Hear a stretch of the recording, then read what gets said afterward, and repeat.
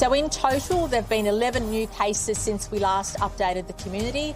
Pleasingly, all but one are linked. As the Bondi cluster grows to 36, officials are warning locals that restrictions will be strictly enforced. We don't like to be heavy-handed, but when there's an outbreak during a pandemic, we have to make sure everybody is doing the right thing. Moving much further into a compliance and an enforcement regime around the order. With 3 positive cases still unlinked, New South Wales is resisting calls for a lockdown. If we need to make further changes, we will, but a lockdown is not on the radar at the present time. We may well regret not just going to a short, sharp lockdown. But the health officer explained why she thinks that's not necessary. If you look at the reasons for the 3 days, it's basically a pause where you're behind. You got a sudden surge of cases and you want everyone to stay in the same place, and that allows you to get any backlog of any contact tracing. This despite the outbreak now reaching Parliament itself, with Agriculture Minister Adam Marshall testing positive. He, along with 3 other Nats who dined with him on Monday, are now in isolation.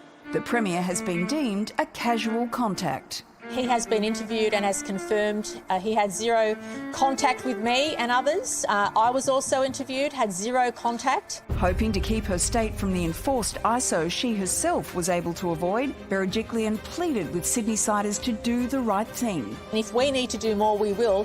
But let me make it clear.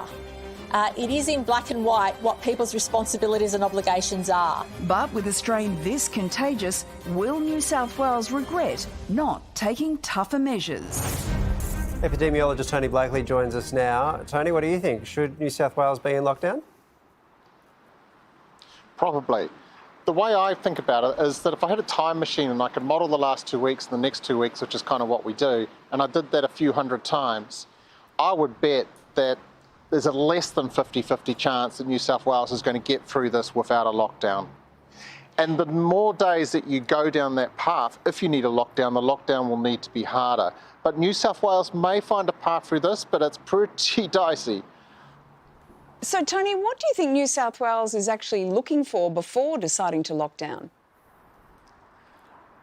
Well, I think what they're looking for is, they're not hoping for, but they're looking for cases that pop up, the mystery cases, where those people have been out in the community for quite a while with been a transmission risk, and those numbers grow.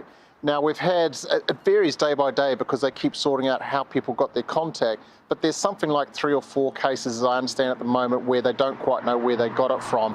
I find that very concerning. I'll be pretty itchy finger at this point about pulling the trigger. But Tony, if New South Wales does find a pathway through this, as you say, if they get through this without a citywide or let alone a statewide lockdown, are we then entitled to conclude that Victoria overreacted? Probably not, because you've got to run the time machine hundreds of times, because this thing is so variable and so stochastic, you can't really make that much learning from just one example. I think the conclusion would be if New South Wales get through this without going into lockdown, A, they've done their contact tracing extremely well, and B, they've been lucky. Tony, New South Wales is confident people will do the right thing. Victoria, as we know, went into a very strict lockdown. So Sydney side is more trustworthy. Just a yes or a no on this one will be fine. No, I couldn't possibly comment.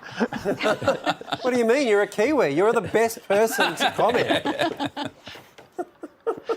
Yeah, but I'm trying to acclimatise and, get into the place here and not upset people. I'm just looking at your employment, University of Melbourne. OK, sorry, I understand. Tony, thank you very much. It's always good to get your perspective. We appreciate it. Pleasure. Bye-bye. All right, time for a break. See you on the other side. From expert opinions to in-depth analysis and reporting, the Project YouTube brings you the biggest stories from Australia and around the globe. Hit the subscribe button now for news delivered straight to your feed.